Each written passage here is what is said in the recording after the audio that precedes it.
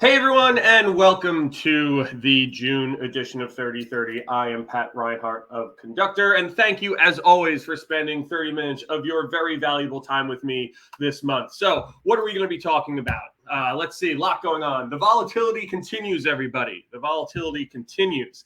We are going to talk about Google's May 2022 core update, what I'm seeing and hearing. A lot of different screenshots from around, our database about what we've been seeing. A lot of ups, lots of downs. I saw mostly downs, so that's what we're going to be kind of looking in all the industries that I saw that in. We're going to talk about Twitter removing no follows. I got like an inordinate amount of questions about this over the last few days, which is why it's here. People ask me about like strategies around like building links. I saw an article on Search Engine Roundtable about this as well, because I got confused when people are asking me about it. So we'll talk about that. We're going to talk about source links, and what to do with them when you redirect the site. We're actually going through a few projects right now that this came up in. We're going to talk about a cool market trend that I'm seeing, which is, SEO tech, us being one of them, starting to consolidate. A lot of chatter around, is this a good thing? Is this a bad thing? We'll talk about that. And of course, we will pay homage and we will pay our respects to Internet Explorer, which as of yesterday was officially shut off. But let's get into it because we only have 30 minutes. Number one, damn, there's a lot of volatility continuing in Google, right? So on May 25th, Google began to roll out the Google May 2022 core update. We have not seen a core update since November, or at least a named one. We've certainly have seen ones that feel like a core update. But either way, as you can see in the SEMrush sensor over here, starting on May 25th, one of the biggest spikes we saw this year, the sensor got up to 9.4. So this was a big one. This was a doozy. And it definitely left a lot of shakeup in its wake, right? This concluded on June 9th. So you can see that the time frame in the red box is as the update was rolling out, and it was pretty volatile the entire time. You can see June 10th got a little hotter, but then really started to trail down, but still very high. Again, I want to go back to the point that I've been making over the last, 18 months at this point, is that Google's volatility is not probably ever going to go down to the normal range in for a long period of time, possibly even for only a day or two. I think that, and I've been pretty proven here, that the volatility will remain in that high sector pretty consistently. And that's what we've been seeing, right? Google has just been constantly testing things. They've been constantly rolling things out. And this one was a big one. Again, just as big again, we haven't seen a named core update since last November, but we've certainly felt things along the way. And pretty much every month we're seeing something new.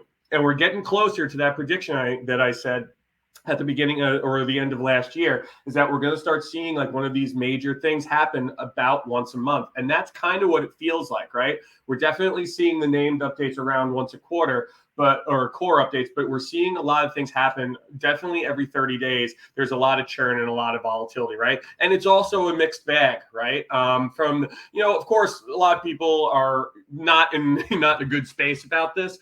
A lot of doom and gloom out there, a lot of downs. I actually was going through our sites, and just for anyone who just joined the program, I typically go through between 150 and 200 accounts in all different verticals just to look at what's happening, look at how the data is correlating to one another, and then, come up with what I'm seeing. Right now, I'm seeing a lot of movement in healthcare, in finance, real estate, and in retail. So definitely, sites that fall into that Your Money, Your Life, or YMYL, that, means, again, for anyone who may not be familiar, these are any sites that can impact someone's physical well-being or financial well-being. So hospital sites, financial, advice sites, aggregators that are in finance, things of that nature. But I also did see some downward trends in real estate, which was pretty widely reported, but also in retail. A lot of folks that in the retail sector, I saw, some big ranking chops, which I'll go through a couple of those as we go again. But again, definitely some steep drops, definitely some hard hits around the industry. A lot of people are talking about retail and healthcare, getting really hit. Of course, Your Money, Your Life sites are also a big part of it. But for the most part, this was definitely something that was big. So let's get into some of the numbers, right? So this hospital site, I actually have not seen a site get hit this hard in in many years. So this is a hospital site, and this is mostly their informational content, right? So blog content, articles, things of that nature. Again, talking about things around like chemotherapy and things of that nature, and what to do, and like things to expect. A lot of that content, again, that could impact someone's physical health or physical well-being. This site got hit really, really hard. And they also saw a 30% dip in traffic. So it was this is like one of the more, kind of like, crushing from a rankings perspective, that I've seen. Again, not all of these rankings are driving traffic, of course, but it's just the sheer, it's just, like they got, they just kind of got chopped. And that was it was very apparent, when you saw, and that was definitely due to this update. This a financial aggregator that we track, they saw a sustained 17% traffic decline. Now, of course, a lot of folks are like, well, May 28th was, like around that time, that was, Memorial Day, and there are a lot of people taking off, not a lot of people online. What I'm looking for here, and what we should all be looking for, is, the sustained traffic decline, right? So yes, the site started to head, down, before the update went live, but as we all know, updates probably start rolling out, well before they actually tell us. So my guess is they started to roll it out, or test things out a week prior, and they started to see some hits. Of course, the May 21st to May 28th, week is going to see a lull due to the holiday. But then you see after that, it didn't come back. That's a big thing. It's starting to come back a little bit heading into last week, or heading into this week rather. But as you can see, like this site, and this is not like a small amount of traffic, right? This is this is around 1 million, or 1 million sessions lost, during that time period. So that's, that's pretty, or 500,000, excuse me, visits lost during that time period within a couple of weeks. So that's really, scary. And they lost, a lot of sustained downs here. This site in the financial sector, saw a decline of 7% as well. And again, as you can see on that, May 14th, and it goes up May 21st, but then it starts on the decline right after that, and it's continuing, to decline. So this site is probably going to continue to see. And again, this is a financial site, giving financial advice and things of that nature. And again, that 7% traffic decline, not a small number when you're in the millions, right? The first site was a smaller site, but the ranking loss was so steep. It was jarring to me when I saw it, because I haven't seen a dip like this in many years. So very dramatic dip. But here, when you're dealing with sites that are, that have, millions of visits, and you're losing 7% of that, that's a lot of traffic. That's a lot of traffic that's falling out of the back of the boat due to this, due to this update. So that's definitely something to think about. One question: health insurance sites included in that? If you are talking about the aggregator site, then no, there aren't any health insurance sites in there. The first site would be, if we're just talking about my examples, none of them would include health insurance. I don't have any health insurance examples, but health insurance certainly was impacted by this, this update. So this site would be closer to that, but it's not really. But I did see some insurance sites that were hit pretty hard by this. Again, I didn't see a ton of increases here. I saw a lot of decreases. Around the industry as well, a lot of people were saying that they were seeing impressions decline, and clicks staying steady. I didn't really see that. I went into a lot of real estate sites. I went into a lot of financial sites, a lot of, health related sites. I saw just declines. I didn't see anything where, because a lot of people are making the argument that, Google just cut out a lot of junk and things of that nature, blah, blah, blah, blah, blah. But for the most part, I still saw the, I think that was something that we could, that's something that I did not see. I saw just things declining for this. This was a major update in my opinion. So just a couple of questions here. Are there healthcare distributors included. No, not in these examples. No, I did not see anything in that specific, vertical decline. Do you mean people are not visiting, or someone searches and the site is not on the search result page anymore? Really good question. It's both. And one kind of leads to the other, right? So if what happened here is that, of course, these updates roll out and rankings change, right? And when rankings change, that leads to traffic changes. So when you see a site like this, for example, when you see a site like this that saw this big decline in rankings here, it leads to this, to this steep drop off here, right? And that's what it is. So one kind of leads to the other. So it kind of means both things. It's if people are not visiting and someone searches and the site is not on the search result page anymore. It's actually both of those things, and one leads to the other when these updates roll out. So that's definitely something to keep in mind. This was something that I saw interesting in the retail sector. So they saw a 13% decline in overall rankings. And again, these are not small numbers here. These are tens of thousands of keywords just kind of falling out the back of the boat. The interesting part about this is that this site didn't see any, this site actually rang true for what people were telling me about the real estate sites that they were looking at, that they were seeing a drop in impressions, but they didn't lose any clicks. This site definitely saw a hit here, definitely in traffic driving pages as well. But they did not actually lose any traffic. They just saw probably a bunch of stuff in what we call, their developmental area, like the red and orange here, like these types of keywords decline, which you can see clearly here, like that was the biggest decline. Those aren't sending any traffic to the site.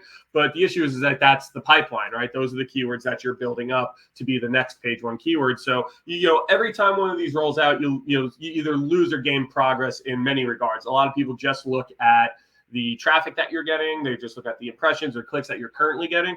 I'm always looking at it as, in the future, this site has to make up for ground that they already had on the developmental side as well. So that's something to think of as well, is that your entire pipeline has been changed. Your entire, the future state of the site has been changed. So that's something to keep in mind as well when you're looking at this data. If anyone is seeing anything different, I would love to talk to you about it.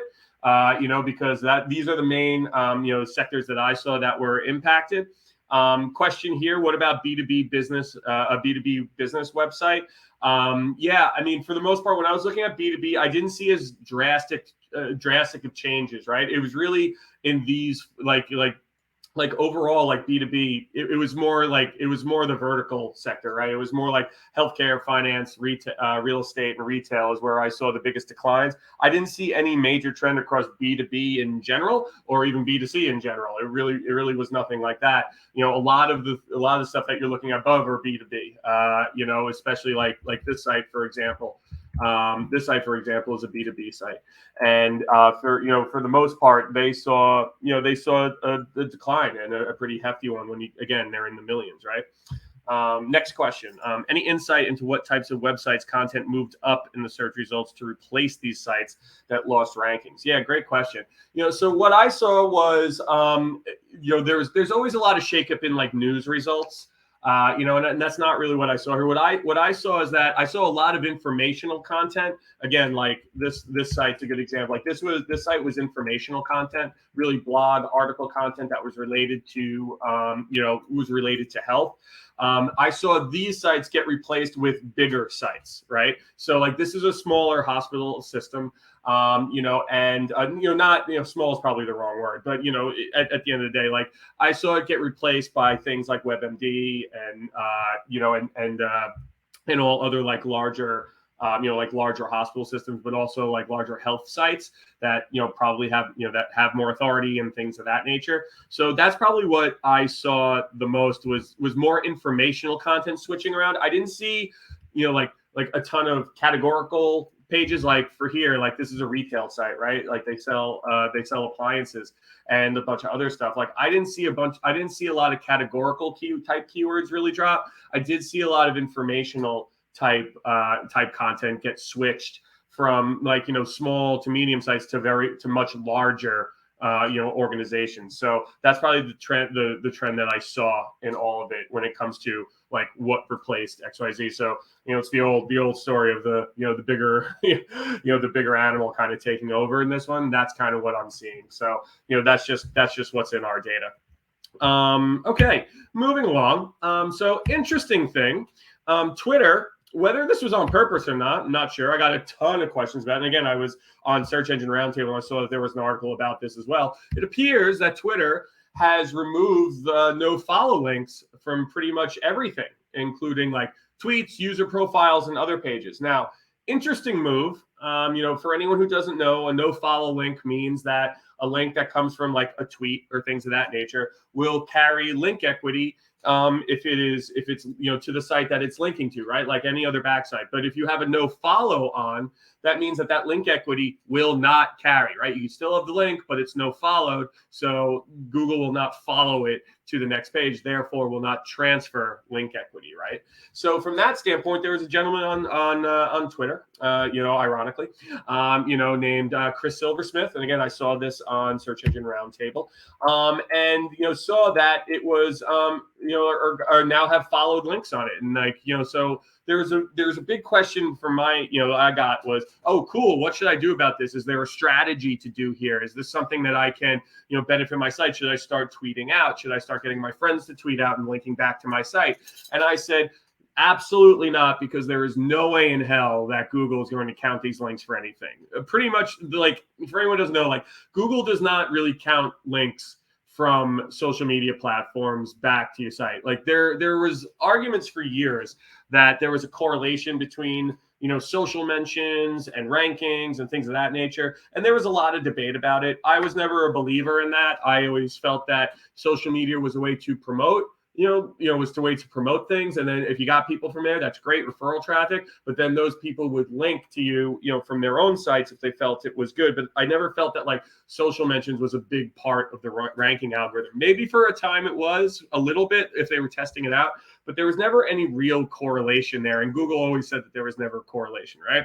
That has remained true. There is absolutely no benefit to linking from a Facebook profile to your site, from a tweet to your site, as far as link equity goes. There is value of linking from Facebook and Twitter and all that to your site, and then marketing it so that people can come. But that would just be referral traffic. It has nothing to do with link equity. And one thing you should not be doing is spamming it. Right, because what do people in SEO love to do? When they find a new avenue, they're gonna dig it into the ground, and they're gonna drive it into the ground, and just gonna do things over and over and over again. And that's where you start to get penalties. That's where penalties came from. It's like good examples, like when Schema came out, or when like Recipe Schema came out, people started to spam Recipe Schema, and then Google actually created a manual penalty for recipes because people were spamming it so much just to control it, right? But here you could send out a million tweets, and you can do all that, send a link. It won't help your link profile at all. It won't bring back any link equity to the site, so it's not worth the time. I think my guess that this is something that someone broke.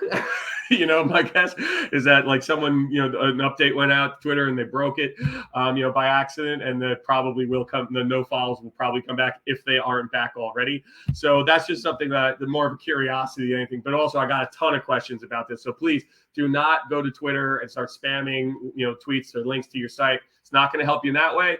If you're going to use those platforms, use them as marketing channels, and do things that are targeted at getting people from that platform to your site, but has nothing to do with your link profile, right? Okay, moving on. So do you really need to update old source links? So this was actually a conversation I saw also on Search Engine Roundtable. Actually, I happened to be reading it, and I saw this article as well. So I went into the Twitter conversation to see what was up. And basically what happened here is that a gentleman on Twitter was tweeting at John Mueller from Google, and was asking if, when you have a 301 redirect, moving from one site, goes, one site to another, does that 301 redirect carry the full credit or full link equity, right?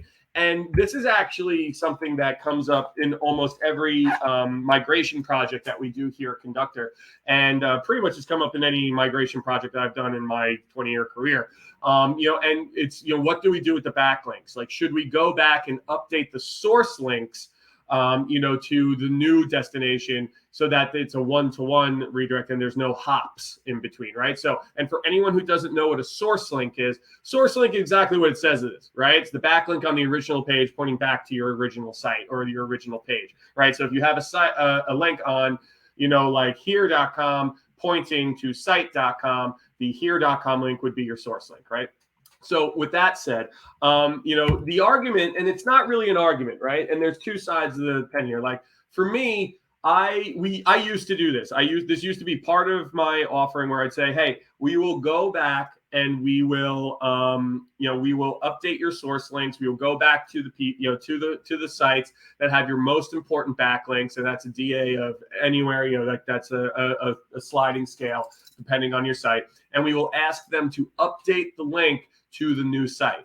The problem with that is that every time I went down that road, I maybe got 30% of the people to do it, but I spent like 1 million hours doing outreach to these sites to see if they could do it. And really, most of the time, no one wrote back because it's very much like link building. It's like, hey, I want you to update a link on your site. It's like, yeah, I'm not going to do it. Like, the webmaster is going to be like, yeah, I'm not going to do that, right? So at the end of the day, I stopped doing this many, many years ago because it just felt like an unnecessary charge to the customer. That was one problem for me, that we were charging for all of this time that I didn't feel was 100% valuable.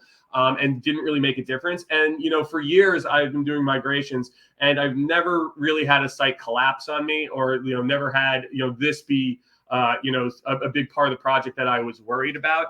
And we continue to not do this. But again, Google has always said you should update your site links, right? They've always said this, that you should go and update your site links. John is, saying that there. But I don't think it takes into account how hard it is to do that and how much time you have to put into that. And for me, the time put into it is not like the juice isn't worth the squeeze, me. So for the most part, I just don't feel like that's worth it. I don't think that you should spend the time on going back to the source links. If I feel that that's just like a very, like if you're super worried, go and do it. It's certainly not going to hurt you. You know what I mean? It's not like, hey, this is going to help or hurt me.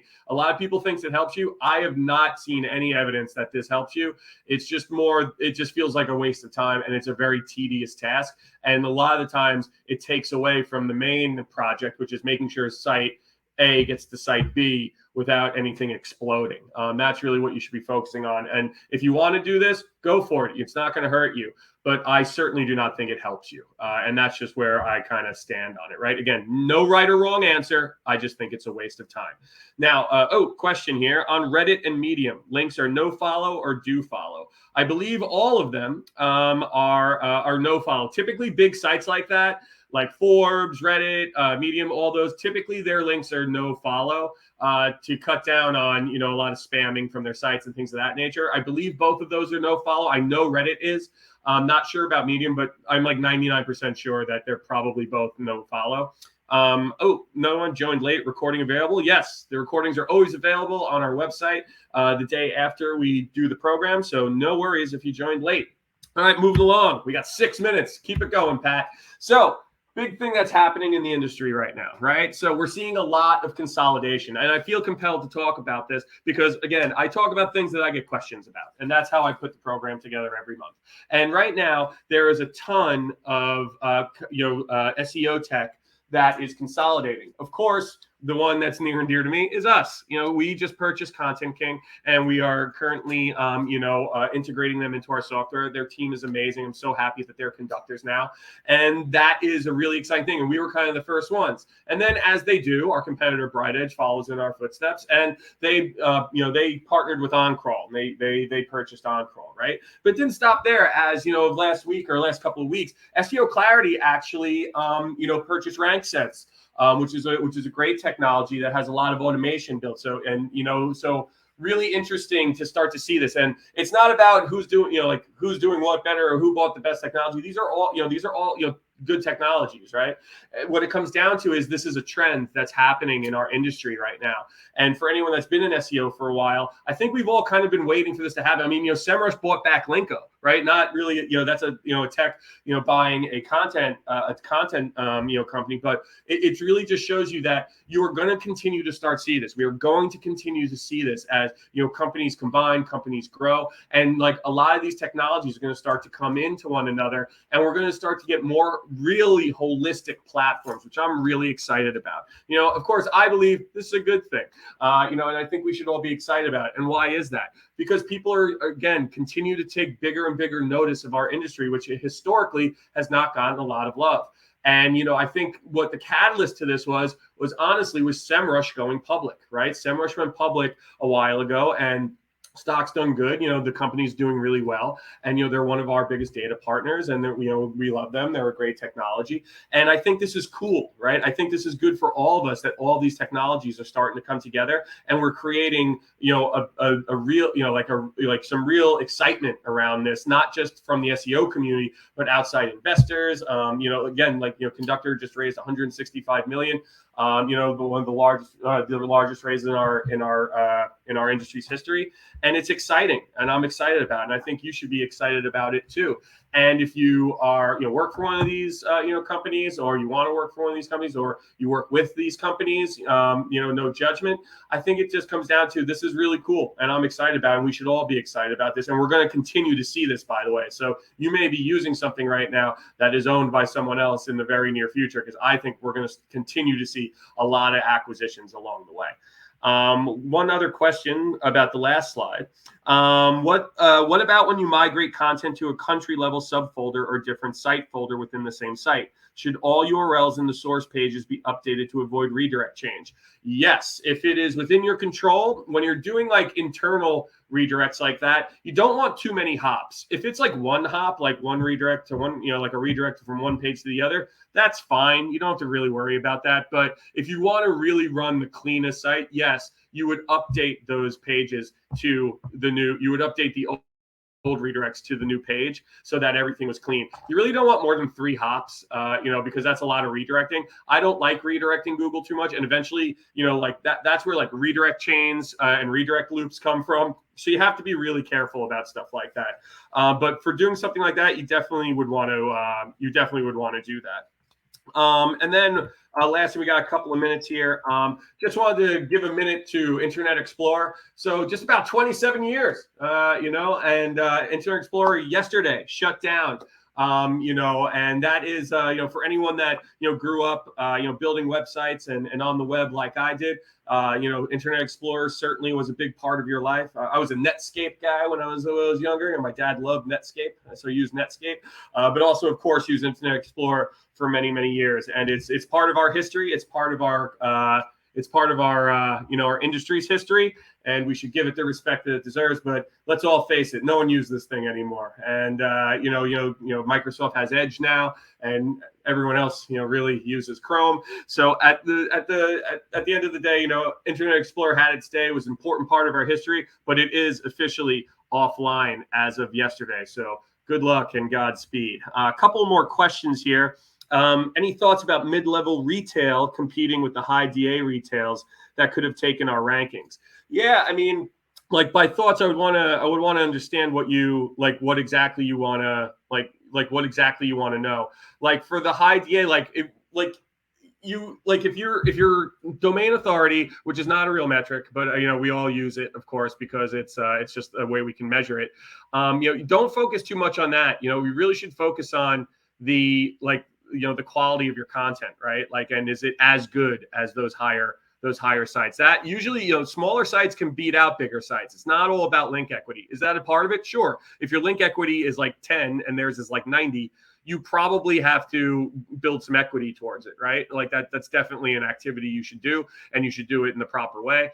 But at the end of the day, you also have to make sure that your content is up to snuff and is as good and better than that content. So I think at the end of the day, that's something to think about as well. But we're out of time. And if you want to talk about that, please email me directly. I would love to continue the conversation. We have a couple more questions here that I unfortunately can't get to. So everyone, thank you so much. As I say every time, it's not about algorithms, even though we talk about algorithms a lot. It's about doing what's right for your customers, creating kick-ass content, and then they will come to you and they will stay with you. With that, Thank you all so much. I say this every month. This is my favorite part of my job, and I would not be able to do it without all of you continuously showing up. So grateful. I turned 40 in 15 days. The greatest thing about my birthday, my son Jameson's is the day before, so everyone forgets about mine. Every year, it continues to be the greatest gift. So with that, thank you all so much for spending your valuable time with me, and we will see you next month.